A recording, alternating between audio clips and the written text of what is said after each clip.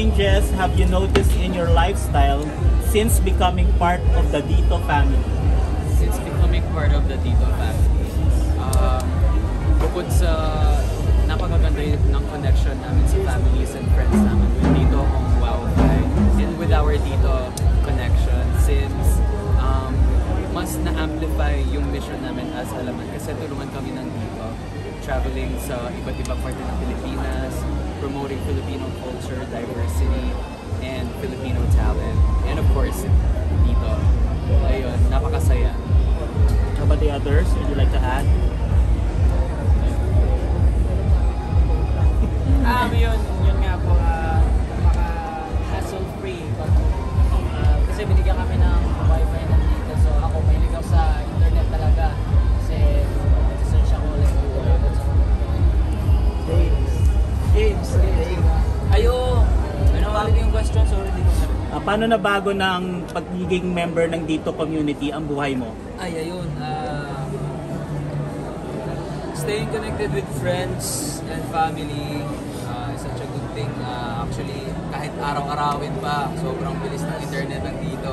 At saka sa gaming naman, marirecommend ko sa inyo Dito, use Dito, sobrang bilis. Promise. Yes, in short, napapadali nila yung araw-araw na. Yeah, even traveling like provinces, pag may mga shows kami, thanks to our Dito family, sobrang bilis ang connection. Dahil mas naging busy kami with Dito. Pag ako nasa bahay, hindi na ako lumalabas. Nag-i-internet na lang ako. Ginagamit ko yung wifi. Ako di ba portable yung dinadala ko yun sa kanila mo? Oo, kasi yung wifi na binigay sa amin, pwede mo siya dalhin kahit saan. Pwede mo siya basta may saksakan lang. Solid siya. And syempre yung relationship ng Dito, family, tapos ng Alamat, ayun, nung nakasama namin sila para talagang meron kaming family na kahit na malayo kami sa family namin, nagkaroon kami ng family dito. Alamat. Pwedeng malaman ko anong plano nyo ngayong Pasko? Ngayong Pasko? Ngayong Pasko, anong plano? Vacation! Uuwi! Bakasyon. Sa mga probinsya. Family time. Sobra na kami sa lipad tsaka sa alis-alis. So sa bahay naman with family. Yun nga yung tatanong ko rin kasi we saw you when you were launched ng pandemic, no, ang laki na nagbago. And part na yung pagkuha niyo ng endorsement. Nasanay na ba kayo na kilala kayo sa labas? Paano nagbago? Paano din nagbago yung life? Actually, hindi naman po namin masyado napapansin kasi hindi talaga namin masyado. Yeah. Nasanay na kayo? Nakilala kayo sa labas? Nakakapag-mall pa ba kayo? Nakapag-mall pa naman. Pero marami nagpapapicture. Wala. Actually, Mayaman kasi yung mall ni Taneo eh. pag nag-iisa actually, madalang lang siya. Magkakasama ka. Parang nakaka-overwhelming lang sa lahat ng bagay. Pero mas ginagalingan lang namin na para mas makilala. Alam ko ba't hindi wala nagpapapicture kay Taneo. Lumalabas yan. Kasi sa online shop yan eh. Online shop yan nag-shopping eh. With Wowfy. Dito Wowfy. Dito Wowfy. So malapit na yung concert nyo, no? So parang, paano nakatulong yung Dito sa preparations nyo sa upcoming concert? Yung Dito po. Our concert, Ragasa, is presented by Dito. So thank you so much, Dito, always. And super nakatulong yung Dito kasi, ayun, with the help of our connections. Kasi kailangan updated ka palagi sa Viber mo. Mag-message yan everyday. Ito yung schedule nyo, tapos palagi may changes. Ito yung lineup nyo. Kundi lang kasi yung time namin para mag-prepare for the concert. Pero pinaghandaan talaga namin siya. So, kasabay nung mga rehearsal namin, pag uwi namin, nag-send ng video na practice namin na yun yung aaralin nyo, ganyan. Ito yung kailangan nyo pang ayusin, ganyan. So, ayan. Si Wi-Fi yan ang dito.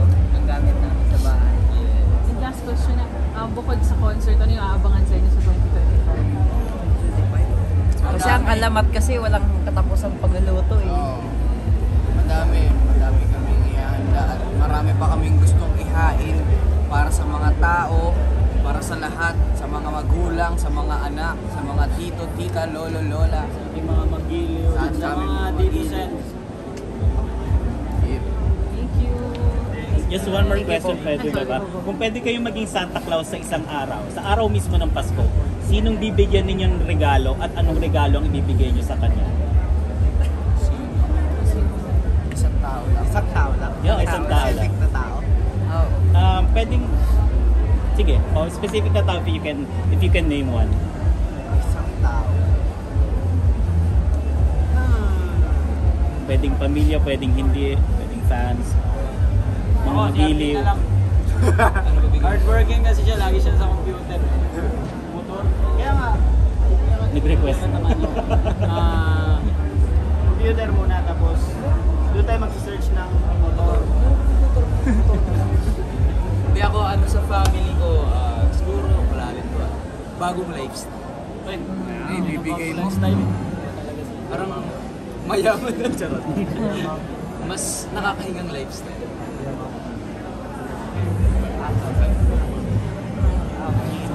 Ako magpaaral ng walang pang-aral. Na matalino talaga yung masipag mag-aral. Kasi gusto ko talaga gawin yun eh. Kung may pera lang ako, magpapaaral talaga ako ng yung masipag talaga siya mag-aral, pero wala talaga siyang pera. Yan yung gagawin, yung gusto ko. Ako punta ako sa Lebron James. Tapos bigyan ko siyang 5 pesos. This is our money. Going from... Pero yun, sa Lebron puntaan ko. Appear lang kami. Thank you. Thank you po. Merry Christmas.